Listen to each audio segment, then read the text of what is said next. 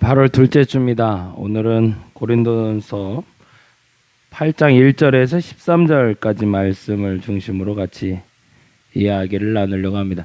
제목은 잘 먹는다고 잘 사는 게 아닙니다 라는 제목입니다. 뭐 잘 아시는 얘기지만 조금 더 한번 나눠봤으면 좋겠습니다. 지난주에는 그런 얘기했죠. 은혜는 값으로 환산할 수 없는, 갚을 수 없는 것이다. 이 사실을 망각하기 시작하면 은혜의 대가를 지불하려고 합니다.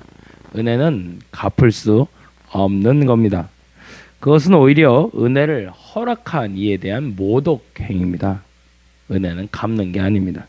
은혜에 대한 보상을 요구하거나 혹은 은혜에 대한 대가를 치르려고 하는 행위 자체는 이미 은혜가 아닌 거래 관계임을 인정하는 겁니다. 그래서 지난주 반복해서 나눈 이야기의 결론이 그러합니다. 은혜는 주는 것이고 은혜는 서로에게 나누는 것이 아니라 그 누군가에게 흘려 보내는 것이다.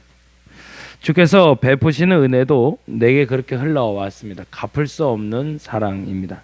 그 은혜 안에 사는 사람들의 기준에는 조금 더 차이가 생겨야 된다는 겁니다. 내가 갚을 수 없는 은혜를 받았으니 그 은혜를 받은 사람으로는 어떻게 살아야 되는가? 그 질문에 대한 대답을 오늘 찾아보려고 합니다. 전 세계의 중산층과 부자에 대한 기준이 발표된 적이 있습니다. 프랑스 같은 경우에는 외국어 하나를 하는 정도, 그리고 직접 즐기는 스포츠가 있어야 되고, 다룰 줄 아는 악기가 하나 정도 있고, 남들과는 다른 맛을 낼 수 있는 요리 정도, 그리고 공분, 개인적인 분노가 아니라 공적인 분노가 있을 때 의연하게 참여할 수 있어야 되고, 약자를 도우며 봉사활동을 꾸준히 할 수 있는 사람을 중산층이라고 부른다고 하네요.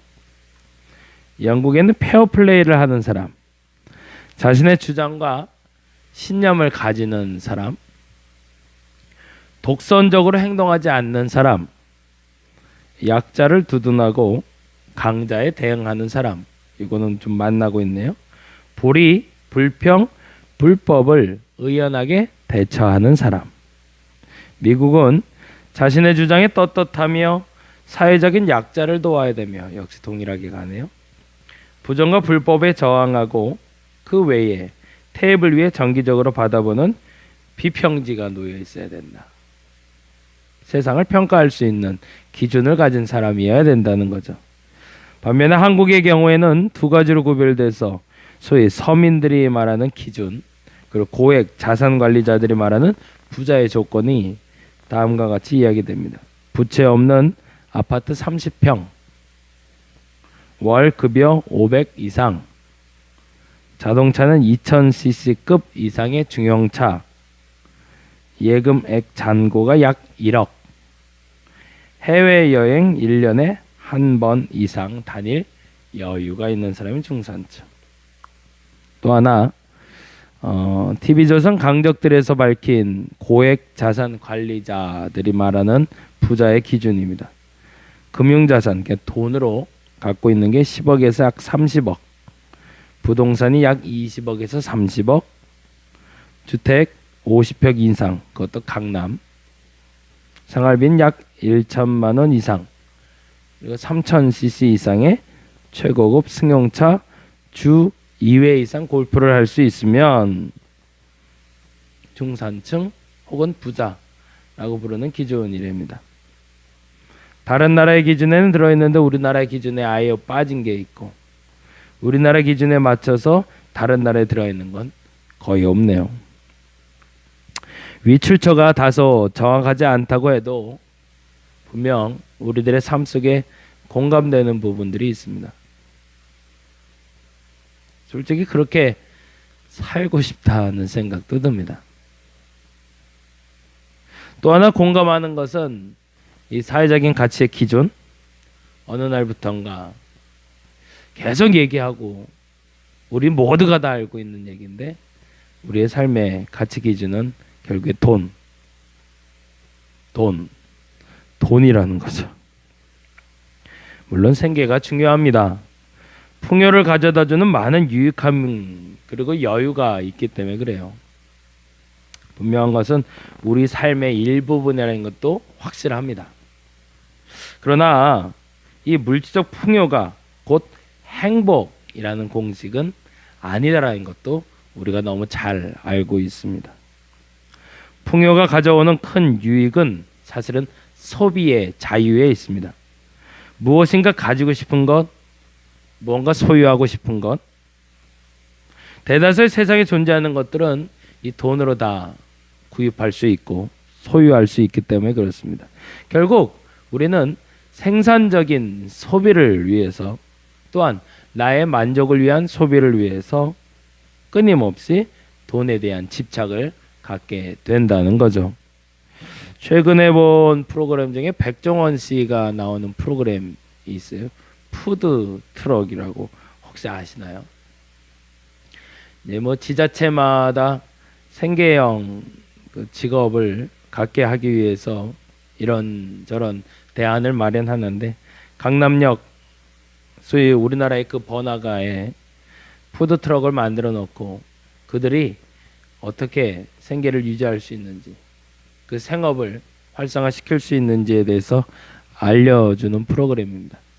어찌 보면 조금 좀 씁쓸하기도 하고 어찌 보면 좀 그래 저것도 해볼 만하다 라는 어떤 자신감과 기대감을 주는 프로그램이기도 합니다. 솜사탕을 만드는 사람도 있고요, 분식을 하는 사람도 있고 햄버거 샌드위치를 하는 사람들도 있습니다. 그리고 하루를 그들 몰래 이 백종원 씨가 쭉 지켜봐요. 그리고 뭐가 문제인지, 그리고 뭘 잘하는지, 그리고 어떻게 잘 파는지 이렇게 지켜보는데 공통적으로 지적하는 게 하나 있었습니다. 그게 바로 1초의 법칙이었습니다. 푸드트럭이라는 것이 뭐 아무리 커봐야 지금 제가 서 있는 거에 한 2배 정도 되는 크기 정도 되는 1톤에서 1.5톤짜리 트럭 안에 모든 것을 구비해놓고 장사를 하는 건데, 사람들이 지나가면서 이 푸드트럭을 볼 수 있는 시간은 불과 1초라는 겁니다. 그 똑딱 하는 시간 속에 그 푸드트럭의 모든 것을 스캔하게 되는데 어떤 음식이 있고 어떤 향이 그 트럭에서 나오고 있고 어떤 분위기며 이걸 1초 안에 파악을 한다는 거죠. 근데 그 똑딱 걸으면서 지나가는 그 1초를 잡지 못하면 오늘 장사는 망친다는 겁니다. 그래서 그 음식을 판매하는 판매대 안에 그 판매하는 음식의 종류가 아주 눈에 선명하게 들어와야 되고, 때로는 그림이 명확해야 되고, 한순간에 이렇게 구입할 수 있도록 편리해야 되고, 향도 좋아야 되고, 뭐 이런 설명들을 하더라고요. 그때 깨달은 게 그거였어요. 돈으로 해결할 수 있는 사회가 우리가 됐구나 라는 것과 더불어 1초의 경영학이었습니다. 근데 재미난 반전이 있어요. 아이디어 캐빈의 대표인 김세화 씨의 목격담입니다. 나는 한 7, 8년쯤에 어느 백화점 샵마스터 교육장에서 교육상들의 입장을 기다린 적이 있습니다. 그분들은 고객을 위해 상품을 판매하는 백화점 매장의 직원들입니다. 서비스 교육자 100분에 참여한 겁니다. 그분들의 월 평균 급여가 약 200에서 300선인데 그 교육장에서 명품 가방을 들고 오지 않은 이는 딱 3분이었습니다. 그 단 3분도 MCM 같은 준 명품 브랜드백을 들고 있었습니다. 그러니까 거기에 모인 대부분의 샵 마스터들은 최소 자기 월급 정도의 백을 하나씩은 소비하고 있는 겁니다. 소유했다고 표현해야 될까요? 소유보다는 소비가 맞는 것 같아서. 그때만 해도 아직 지방에서 명품백을 보편화하고 있지 않았기 때문에 그 교육장에서 대부분의 명품백을 소유하고 있다는 것은 매우 신기한 사실이었습니다. 그분들은 다리가 퉁퉁 부을 정도로 하루 종일 서 있기도 하고 고객의 불만에 머리를 조아리며 그렇게 수고한 대가로 가방 하나를 소비했고, 보다 정확히 말하자면 그 가방을 소비한 것은 백화점과 명품 브랜드의 매출 및 수입으로 이루어지는 구조라는 겁니다.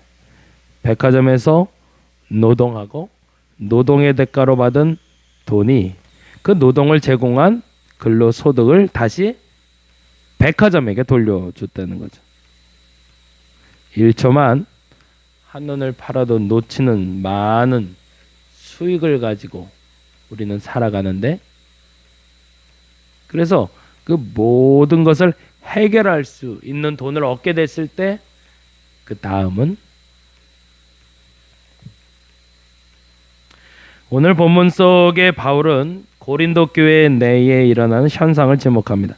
당시 고대 도시들에서는 종교적인 제의가 많이 활용이 되는데, 그 제의 때 드려진 음식물들을 대부분을 다 사제들이 처분을 했습니다. 이스라엘도 레위인들이 짐승을 잡으면 1순위로 제사장들에게 들어가는 것이 있고, 제사장 가족들에게 들어가는 거 있고, 제사장 반열에 있는 성전 지기들에게 들어가는 물건들이 있었습니다. 근데 문제는 다 처분하지 못하고 남은 재물들은 어떻게 할까라는 겁니다. 아까운 거죠. 제2에 사용되지 아니한 고기도 있었으므로 교인들도 거리낌 없이 시장에서 음식을 사 먹을 수 있었습니다. 아마도 조금 더 저렴한 가격에 조금 의미 있는, 야, 이건 제물로 바쳐졌던 거야 라는 조금 의미 있는 음식물이기 때문이었습니다.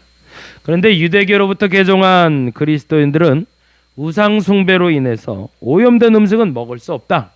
아무리 저렴해도 그렇지, 그건 사 먹는 게 아니야 라고 말하는 반면에, 그리스도 안에서 자유를 지나치게 강조하는 사람들은 뭐까짓 거 우상제물 그거 뭐 중요하다고, 저렴하잖아, 싸잖아, 먹어도 되지 뭐 라고 얘기하면서 그것이 어떤 교회의 갈등의 요인이 되었다는 겁니다. 참, 먹는 문제 갖고 싸우는 게 제일 치졸하다고 그러는데 1세기 기독교인들이 동일한 모습을 보이고 있네요. 근데 이들만 욕할 게 아니라 우리도 그렇잖아요. 이 먹는 문제가 참 사람을 예민하게 만들어요. 이에 바울은 이 두 주장을 해결함에 있어서 명확하게 이렇게 구별합니다. 먹는 게 유익한 것도 아니고 먹지 않는 것도 손해되는 게 아니다. 그래서 고린도전서 8장 8절 오늘 본문인데요, 이렇게 얘기합니다. 음식은 우리를 하나님 앞에 내세우지 못하나니 우리가 먹지 않는다고 해서 더 못 사는 것도 아니고 먹는다고 해서 더 잘 사는 것도 아니다. 뭐예요? 매이지 마라. 이거 먹을 수도 있지 뭐. 그거 안 먹을 수도 있는 거지. 조금 저렴한 거 사 먹는다고 잘하는 거고, 그 율법적으로 문제가 된다고 먹지 말아야 되고, 뭐 이런 기준 갖다 대지 마라. 그게 하나님하고 무슨 상관이냐 라고 얘기하는 거죠. 로마서 14장 17절에 보면 다음과 같은 이야기도 있습니다. 하나님의 나라는 먹는 것과 마시는 것이 아니요 오직 성령 안에서 의와 평강과 희락이라. 무슨 말이죠? 먹고 마시는 것, 그게 중심이 아니라 성령 안에서 의, 평강, 희락을 누리는 것 더 중요하다. 오염된 돈으로 행복하게 살 수 없다라고 말하지 말아야 된다는 겁니다. 오히려 적절한 돈이 행복을 가져다 줄 수 있습니다. 그건 맞는 말이죠. 돈 없이 어떻게 삽니까? 근데 돈만으로 살 수 있는 세상은 아니라는 거죠. 돈으로 할 수 있는 일을 교회까지는 그러나 최소한 가지고 오지는 말아야 됩니다. 다시요. 오히려 적절한 돈이 행복을 우리에게 가져다 주기는 합니다. 적절한 돈이. 그러나 그 돈으로 할 수 있는 일을 교회까지 가지고 오지 말아야 됩니다. 그건 세상에서도 주의해야 할 일이지만, 가정에서도 주의해야 될 일이지만, 철저히 교회 안에서는 구별되어야 되는 행동입니다. 분명히 말하지만 돈으로 좌지우지 되어서는 결코 안 됩니다. 뭐가요? 교회가. 돈 때문에 일이 넘어가고 돈 때문에 절이 넘어가는 교회는 되지 말아야 된다는 겁니다. 좋은 수단이죠. 돈은 좋은 도구입니다. 그러나 교회를 이끌어가는 전체가 되어서는 안 됩니다. 21세기를 사는 우리에게 우상의 제물은 뭘까요? 바로 돈이죠. 근데 그 돈이 남았을 때 그것을 남은 제물로 볼 수 있다는 거죠. 그걸 다른 말로 하면 남겨진 잉여 가치라고 말할 수 있을 겁니다. 그 잉여 가치에 대해서 대체적으로 두 가지 생각을 담게 된다는 거죠. 성경적으로 보면 잉여 가치는 마음대로 사용하면 안 된다 라는 부류가 있고, 유대적 기독교적인 사람들, 이제 남은 돈이니까 이건 우리가 좀 마음껏 쓰자 라고 말하는 이방 기독교인적인 사람들이 있다는 겁니다. 잉여 가치, 남은 돈 어떻게 사용해야 될까요? 유익도 손해도 아닌 것이 잉여 가치입니다. 거기에 너무 집중하지 말라는 겁니다. 잉여 가치의 유혹에서 벗어나 본질에 충실하게 사용하다 보면 더 좋은 유익을 가져다 주지 않을까라고 생각합니다. 서울대학 경제연구소에서 2005년 10월에 자료를 하나 제출했는데 4인 가족 기준으로 한국 평균 춘 자산이 1억 800만 원. 그러니까 4인 가족 기준으로 1억 800만 원만 있으면 우리나라 상위 20%랍니다. 여러분 재산 얼마나 갖고 계신가요? 1억 800이면요. 우리나라 상위 20%래요. 물론 2005년 기준이니까 조금 더 좀 차이는 생겼을 겁니다. 근데 한 가지 확실한 건 우리나라 대다수의 사람들은 그렇게 살지 못하고 있다는 겁니다. 그런데도 행복하다는 거예요. 대부분의 사람들은 우리가 아는 중상층 이하의 삶을 살면서도 행복을 경험하고 살아가고 있습니다. 그리고 우리는 그 대부분의 하나에 속한 사람이 많다는 겁니다. 최근 정부는 고소득자와 대기업으로부터 세금을 걷어서 일자리 창출과 소득의 재분배에 활용한다는 부자 증세 방안을 내놓았습니다. 이번 인상으로 세부담이 늘어나는 납세자는 약 9만 3천 명 정도, 연간 2조 2천억 원을 더 내야 된다고 합니다. 그런데 중요한 것은 이렇게 확보한 재원을 어디다 쓰냐는 거죠. 영세 기업 일자리 증대, 취약계층 생계 지원 등에 적극적으로 활용할 계획이라고 합니다. 계획대로만 된다면 좋겠어요. 계획대로만. 이번 세법 개정안이 원안대로 통과할 경우 고소득자와 대기업의 세금은 연간 6조 2,700억 원 정도가 증가하는 반면에 서민과 중산층, 중소기업 세금은 8,200억 원 정도 감소해서 약 5조 5천억 원의 세수가 더 늘어날 것이다 라는 겁니다. 옆에 표를 제가 좀 넣어놨는데 한번 보세요. 잘 먹는다고 잘 사는 건 사실은 아닙니다. 근데 또 못 먹는다고 못 사는 것도 아닙니다.